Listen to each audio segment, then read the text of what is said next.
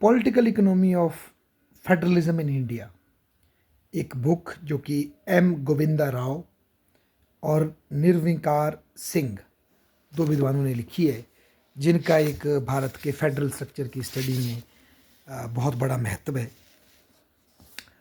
उसकी पुस्तक को पढ़ते हुए जब मैंने फिजिकल फेडरलिज्म में लोकल गवर्नेंस के बारे में पढ़ा, लोकल गवर्नमेंट्स के बारे में पढ़ा, तो कुछ ऐसी इंसाइट्स मिली है जो मैं आपसे शेयर करना चाहता हूँ। सबसे महत्वपूर्ण इंसाइट मुझे ये मिली कि भारत में कॉलोनियल पीरियड से ही सेंट्रलाइज्ड फोकस रहा है। सेंट्रल गवर्नमेंट बहुत स्ट्रॉन्ग रही है और उसने जो पावर स्टेट्स और लोकल एडमिनिस्ट्रेशन को डिवॉल्व की है वो बहुत ही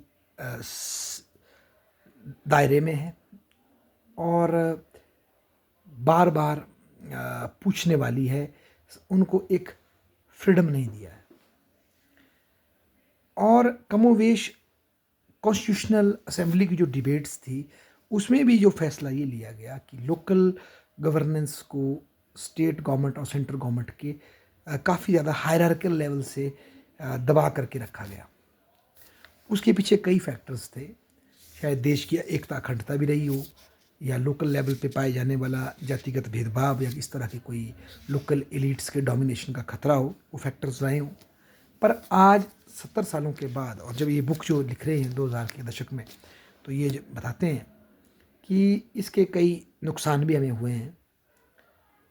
और ग्रेजुअली जब हमें ये बात रियलाइज़ हो गई डीपर लेवल पे, तो 73rd और 74th अमेंडमेंट के द्वारा पंचायती राज व्यवस्था और शहरी निकायों को कॉन्स्टिट्यूशनल स्टेटस दिया गया, उनके इलेक्शंस को रेगुलर इंश्योर करवाया गया, कुछ पावर भी उनको डिवेल्प की गई। और ये एक बहुत बड़ा स्टेप है लोकल गवर्नेंस को इंडियन फेडरलिज्म में अपलिफ्ट करने के लिए। परंतु इस सब के बावजूद अभी भी भारत में लोकल जो गवर्नेंस है वो अच्छी काम नहीं कर पा रही है, ऐसा एम गोविंदा राव और निर्विकार सिंह जी का कहना है। उनका मानना है कि सबसे बड़ी दिक्कत वही आ रही है जो कि लाइसेंस परमिट राज के दौरान हमारी स्थिति थी, कि जब हमने उद्योगों को एक्स्ट्रा रेगुलेट करके रखा था और हर बात में उद्योगपति को, बिजनेसमैन को सरकार और अफसरशाही के दरवाजे खटखटाने पड़ते थे। कमोबेश वही स्थिति आज लोकल गवर्नेंस की भी है। और इवन डिस्ट्रिक्ट लेवल पर भी, जहाँ जो कि लोकल गवर्नेंस का हब है, उसका फोकल पॉइंट है, अगर आप देखेंगे तो इलेक्टेड रिप्रेजेंटेटिव्स की कमी है और डोमिनेशन जो है आज भी आईएएस और प्रोविंशियल सिविल सर्विसेज का डोमिनेशन है। और ये अधिकारी कमोवेश सेंटर और स्टेट के इशारे पे काम करते हैं। और ऐसे में लोग बेचारे फिर एमएलए के पास दरवाज़ा खटखटाते हैं और एमएलए बैकडोर से या पॉलिटिकल प्रेशर के माध्यम से फिर अधिकारियों से काम निकलाने की कोशिश करते हैं।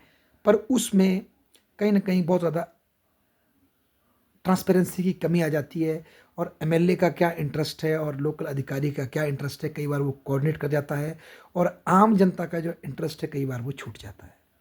या लोकल गवर्नेंस का जो इंटरेस्ट होना चाहिए, लोकल बॉडीज़ का जो इंटरेस्ट होना चाहिए, उससे कॉम्प्रोमाइज़ हो जाता है। ये अक्सर देखने को मिल रहा है, ऐसा एम गोविंदा राव और निर्विकार सिंह जी कहते हैं।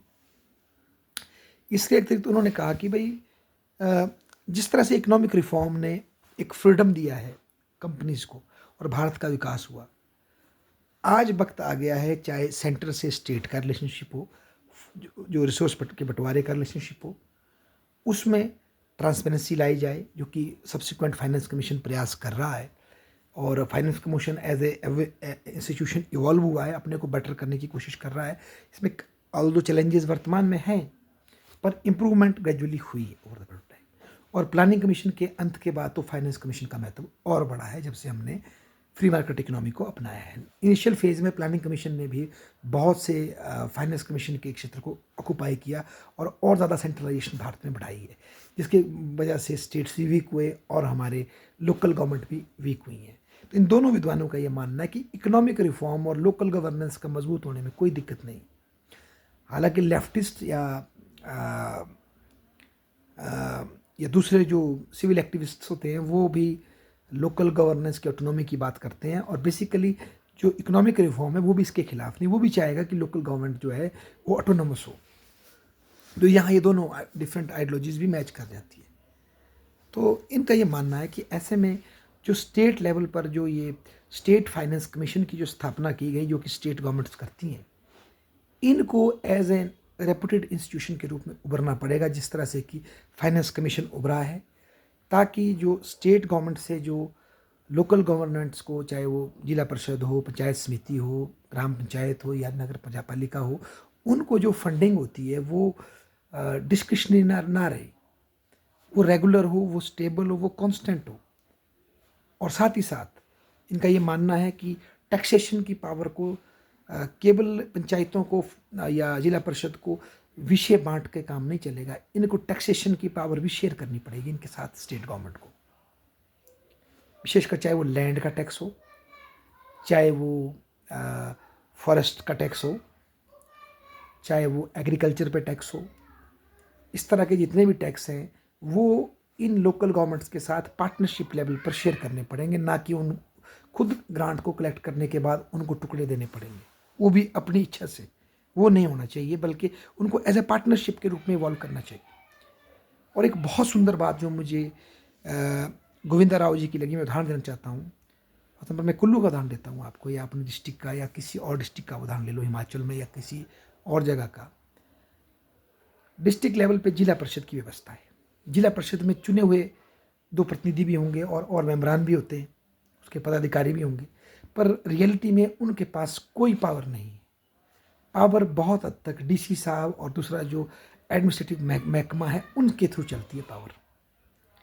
इसके बजाय अगर इस ब्यूरोक्रेसी को हटा करके सारी पावर डायरेक्ट इलेक्शन से चुने जाने वाले इन अधिकारियों के, इन प्रतिनिधियों के पास दी जाए, और 5 साल के टेन्योर के बाद इनसे पूछा जाए कि आपने क्या करके दिया है सिस्टम, क्या आपकी परफॉर्मेंस रही जिला के लिए, तो वो ज़्यादा लोगों को वॉइस देगा, लोगों को रिप्रेजेंटेशन देगा, सही मायनों में डेमोक्रेसी को डिपेंड करेगा। अगर हम ये सोच रहे हैं आज कि केवल एमएलए को वोट करके हम डेमोक्रेसी डिपेंड होगी, ऐसा नहीं है।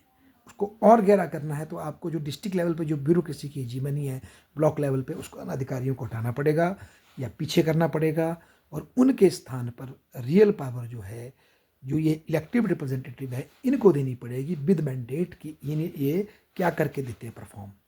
और ऐसे में जब ये नीतियाँ बनाए तो इनके ऊपर जो सेंट्रल गवर्नमेंट से जो नीतियाँ थोपी जा रही हैं या स्टेट गवर्नमेंट की जो आ रही हैं, वो आती हैं नीतियाँ, वो आएँ, पर साथ साथ इनको काफ़ी ज़्यादा रेवेन्यू के रिसोर्स देने पड़ेंगे, फंडिंग खुली देनी पड़ेगी, ताकि ये परफॉर्म करके दिखा सकें। और साथ ही साथ इनसे ये अपेक्षा करनी पड़ेगी कि ये अपने डिस्ट्रिक्ट लेवल पे, ब्लॉक लेवल पे, पंचायत लेवल पे अपने रिसोर्स जनरेट करें, अपनी सेट क्रिएट करें, और ग्रेजुअली अपनी कैपेसिटी को इस तरह से बिल्ड करें कि ये मार्केट से भी बोरोइंग कर सकें, स्टेट की कोऑपरेटिव बैंक से बोरोइंग कर सके, स्टेट डिफरेंट इंस्ट्रूमेंट्स बनाकर इनको बोरोइंग दे सकता है, ताकि ये फिर बोरोइंग करके अपनी एसेट क्रिएट करके उससे रेवेन्यू जनरेट कर सकें और सेमी ऑटोनोमस हो सकें, ऑटोनोमस बन सकें। क्योंकि ये जो भारतीय चिंतन से पहले से हम समझते हैं, बिना वित्त के कोई भी सरकार स्वायत्त नहीं हो सकती। तो वर्तमान में तो इन लोकल निकायों की ये हालत है, इनकी पे तक स्टेट गवर्नमेंट से आ रही है और हालत बहुत ख़राब है। और एक बात जो बहुत सुंदर और इसमें एम गोविंदा राव और निर्विकार सिंह जी कहते हैं, वो ये कहते हैं political economy of federalism in India में, कि हुआ ये है कि क्योंकि हमने ऊपर से डेवोल्यूशन ऑफ पावर किया है, इसीलिए जब पंचायती राज अधिनियम पास किए गए 1994-93 में, हुआ ये है कि चाहे लोकल बॉडीज़ हो, चाहे अर्बन हो, चाहे विलेज की हो, इनको जो महकमे दिए गए, इनको जो एम्प्लॉयज़ दिए गए, वो सारे स्टेट के हैं। उन एम्प्लॉयज़ की सारी रेगुलेशन, सारी सैलरी स्टेट देखता है। ये केवल रेगुलेशन का काम करते हैं जो कि इनइफेक्टिव है। फॉर एग्जांपल प्राइमरी एजुकेशन अगर पंचायत के पास है, पर उसमें जो टीचर लगे हैं, उसमें जो पीएन लगा है, उसका सारा हिसाब किताब विभाग देखता है, स्टेट गवर्नमेंट का, और पंचायत की कोई से नहीं उसके रेगुलेशन में। फॉरेस्ट का भी यही हिसाब है, फॉरेस्ट अगर उनकी बीट आती है तो उस बीट को पूरा रेगुलेट फॉरेस्ट डिपार्टमेंट करता है, पंचायत की कोई से नहीं। तो इस तरह से ये पंचायत जो है कहने को डेवलप हुई है लोकल गवर्नमेंट्स, पर वो इमेस्कुलेटेड है, उनका अपना स्टाफ नहीं है जो उनके प्रति रिस्पॉन्सिबल, वो नहीं है। ना ही इलेक्टेड लीडरशिप है स्ट्रॉन्ग डिस्ट्रिक्ट लेवल पर, विशेषकर ब्लॉक लेवल पर, इसके पास रियल पावर हो, ना कि पावर बीडीओ साहब के पास हो या एसडीएम साहब के पास हो, या बीडीओ कहूँगा, विशेषकर एसडीएम से नहीं होगा तो बीडीओ साहब के पास हो या डीसी साहब के पास हो, वो वहाँ से छूटनी चाहिए। और इनको इलेक्टेड लोगों को मैंडेट मिलना चाहिए, जैसे एमएलए को या मुख्यमंत्री को मिलता है उस तरह का इनको मैंडेट मिले, और फिर इनसे पूछा जाए आपने क्या किया। और नौकरशाही इनके साथ सेकंड फिडल प्ले करे डिस्ट्रिक्ट लेवल पे, ब्लॉक लेवल पे और ग्राम लेवल पे काम करने का, ये हो प्रथम अधिकारी। पर डेफिनेटली प्रश्न यहाँ ये आता है, इसमें एमएलए की शक्ति भी कट जाएगी, और एमएलए जी को फिर लेजिस्लेशन वर्क में का फोकस करना पड़ेगा, कानून बनाने में, कानून के मुद्दे उठाने में, और इसमें कुछ पॉजिटिव इनपुट वो दे सकते हैं, पर उनके हाथ से बहुत सी कई और जो पॉलिटिकल पैट्रोनेज की पावर है वो छीन जाएगी, ऐसा ये बता रहे हैं। और दूसरा, जो ये एमएलए और MP local area development fund है, ये बिल्कुल असंवैधानिक है, क्योंकि उनका काम है विधायिका का, और वो है कानूनों का निर्माण करना, ना कि विकास के काम करना। ये काम डिस्ट्रिक्ट लेवल, ब्लॉक लेवल और पंचायत लेवल के जो चुने हुए जो प्रतिनिधि हों वो परफॉर्म करें, उनको किसी फंड की कमी ना हो, सारे फंड उनको मिले, और फिर जनता वोट के माध्यम से उनसे पूछे कि आपने किया क्या 5 साल में, तब उनसे सही मायनों में प्रश्न पूछे जा सकते हैं। पर वर्तमान में वो एक ढांचे के रूप में खड़े कर दिए हैं, पर उनके पास रियल पावर नहीं। रियल पावर अभी भी इनडायरेक्टली नौकरशाही के थ्रू स्टेट गवर्नमेंट कंट्रोल कर रही है, और अपना शिकंजा उसका बना हुआ है। और कारण ये है, उसके ऐतिहासिक भी हैं, हिस्टोरिकल्स भी हैं, ब्यूरोक्रेटिक भी हैं, कई कारण उसके पीछे हैं।